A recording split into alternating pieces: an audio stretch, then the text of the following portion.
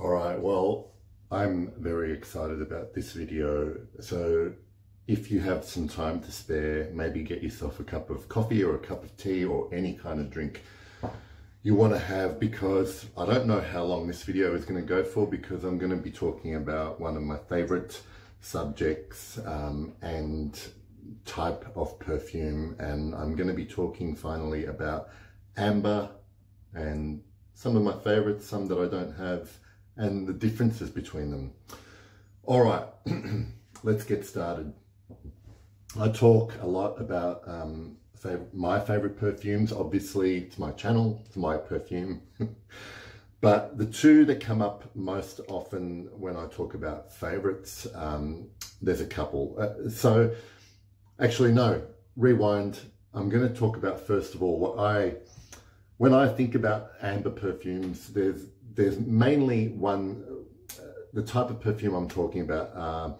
They are mostly found in the Oriental family of perfumes, and an amber accord, in general terms, from the reading I've done and the questions I've asked, in general terms, an amber accord found in these perfumes is generally made up of three key ingredients in different proportions, mainly added with other ingredients blended differently, but we are talking about labdanum, vanilla, benzoin. Combination of those three, maybe different proportions, but generally you add those three together and you get this lovely amber accord that, to me, if I had to verbalize how it smells, I always imagine amber as something warm. There is a slight sweetness to it. It's very resinous, and if I visualize amber, I always visualize amber sap from trees, but that's not apparently how that amber smells like. But it's something syrupy, sweet, and you'll find it in most Oriental style perfumes. But if you can imagine that boozy sweetness of vanilla and the slightly vanilla-like medicinal characteristic of benzoin, and then that smoky resinous labdanum blended together, is what you get when you think of an amber accord. A lot of perfumes list amber as a pyramid note, and amber itself is not an essential oil or an absolute that you can find or use in a perfume. You have to make up that amber accord. And please, if anyone has more perfumery knowledge than me, feel free to elaborate on that or correct me in the comments. But this is my understanding. So I generally talk about a couple of my favorites. This is Ambre Sultan from Serge Lutens. It's one of my two favorites, and this is Ambre Rosé from Parfums d'Empire. Now, they smell very different to each other, but in the base is where the amber lies. Now, Ambre Rosé also, I smell ambergris, which or ambergris, I say ambergris, which is a totally different thing to the amber that I have been talking about. But there are a lot of amber perfumes in name that simply use ambergris in their ingredients. Now, for those of you who don't know, ambergris is basically whale excretion, sperm whale excretion that's found in the ocean. It has, to be general, a kind of musky, salty, kind of smell that's not really the same as an amber accord created in perfume. So Ambre Rosé has, to my nose, both of those ingredients, along with some other booze ingredients like vodka and champagne, and a tea note in here as well. So what sets it apart, what sets Ambre Sultan apart, is that beautiful amber accord in the base, but it is very herbal and spicy and resinous as well. And the herbs almost give this a light, airy lift that doesn't make this amber as heavy as some of the other ones that I might be talking about here. So while I'm on the subject of ambergris, I will mention one other perfume here, and I am going to be rambling. I don't have a running sheet or anything like that. I'm just going to speak to what comes to my mind. There are a lot of perfumes that use the word amber or ambre, in their name. For instance, this. Sorry guys, this light doesn't let me read white labels very well. This is Ambre Nuit from Christian Dior Private Collection. Now, when I smell this is predominantly to me a rose scent, but there is ambergris in here because it has that slight musky saltiness, and I don't really get much of an oriental amber accord. So this doesn't get very sweet, vanilla-y, labdanum like to me. So when you see a name of a perfume and it has amber in the name, I wouldn't necessarily assume that it's going to be the type of ambers that I'm going to be talking about.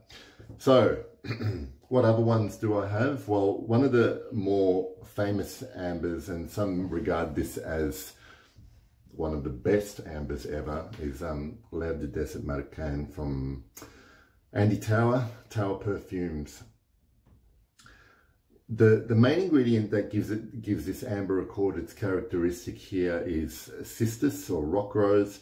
Now, I had been doing a little bit of research and homework about the difference between cistus and labdanum, which comes from the same plant. And my understanding is that labdanum is the resin of the general resin of the plant, whereas cistus is distilled from the leaves of the rock rose plant. And this is an ingredient that's listed here for L'Herbe du Desert Marocain. And this, compared to the other ambers I'm going to be talking about, is gives it a very dry, lighter interpretation. I mean, the inspiration for this scent was the Moroccan desert wind. And it really does give you, the amber here is warm, but so dry and breezy, and obviously blended beautifully with all the other ingredients that have been put into here to create that environment, that feel. So there's one type of amber. Well, that's the next type of amber. So next I have Ambre Loup from Rania J. Now here the amber is used in conjunction with oud wood, some spices. This is kind of a lot dirtier amber compared to some of the other ones I speak about here. And it's spicy, it's dirty, it's thick and dark. And again, but amber is the accord that is holding this all together. And obviously, given that it's called Ambre Loup, here the name certainly fits the smell from this bottle. Generally, I have found from experience, most of my amber-based perfumes are very good performers as well. But that's a generalization, and it's generally because there's more use of heavier base note molecules for the base of the perfume.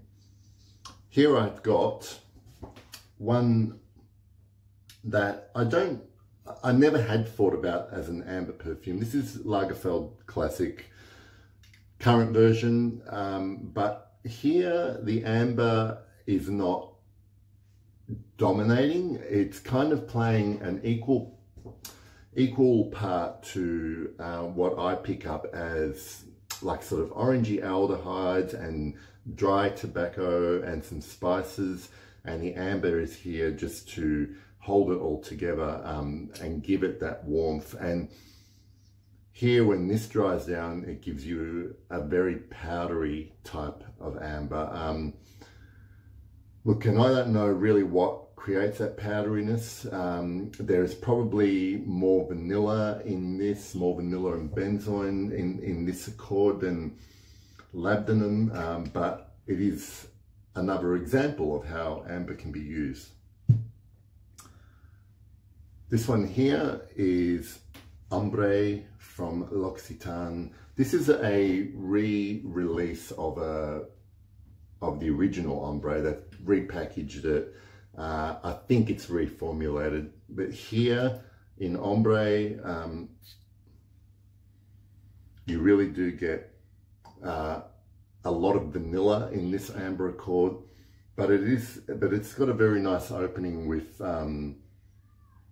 citrus and some green notes as well, and some florals, but it very quickly turns into a really thick, not dissimilar to the Lagerfeld Dry Down, really thick powdery vanilla accord. So this is Ambre from L'Occitane.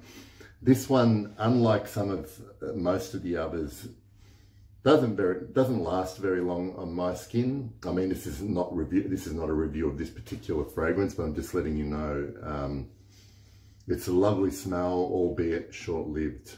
That's Ambre from L'Occitane. Finally, from my collection, I'm going to talk about Absolu pour le Soir. Now, this one I've obviously spoken about before, but this is a completely different opening, and it doesn't really get to that familiar amber accord for me until quite into the dry down. Here, there's lots of cumin and honey used to differentiate it from everything else. And I will mention that Maison Francis Kurkdjian also has a very, very popular amber called Grand Soir, which has come very highly recommended to me, given it's one of the most popular fragrances that I haven't tried. But you kind of get the idea, if you've smelled some of these fragrances before, of what can be achieved with an amber accord and how they can be different. Now, I find that these days now, when a new amber fragrance comes along and I get to sniff it, because I've got a pretty good variety here, I find that I'm not smelling many new ambers that are full bottle worthy. I mean, I'm going to test that Grand Soir from MFK and see what it's like. I'm sure I'll like it, but it is harder and harder now for me to go. Something has to really make my eyes roll in the back of my head to think that I need any new bottles of amber. I'm really happy with what I have at the moment. On a side note as well, I have a fragrance here called Prada Amber pour Homme Intense. Here, amber is used in the name, but the only thing relating to amber I find in this fragrance is the use of a bit of vanilla to sweeten it in the base, but amber is a misnomer there. What else can I talk about? So I would like to, I know that this is not an exhaustive amber video. There are a lot of good ones out there still that I haven't tried. Like I still have not tried Ombre Extreme from L'Artisan Parfumeur. I haven't tried is it Ombre Premiere from, I'm gonna put the title of the house here because I never know how to pronounce it properly. And I'm just trying to think if there's any more that I have not tried. I have tried Amber Absolute. I tried Amber Absolute from Tom Ford, and that was my actual first experience trying one of these types of ambers. And I liked it, but I found that actually too linear and too much for me. The problem with that and a couple of other Tom Fords was that it wouldn't quit, and I got bored of it after a while. But once I found Ambre Sultan, once I found Ambre Rosé, I was very happy with what I had. Ambre Loup for something different. So look at that, I've gone for 15 minutes, and I think that's pretty long enough for me to talk at you about one of my favorite subjects, amber perfumes. I hope you found that interesting, enjoyable, maybe. But leave a comment, please, about your favorite ambers. I'd love to find out about them and try them if possible. I'll see you next time.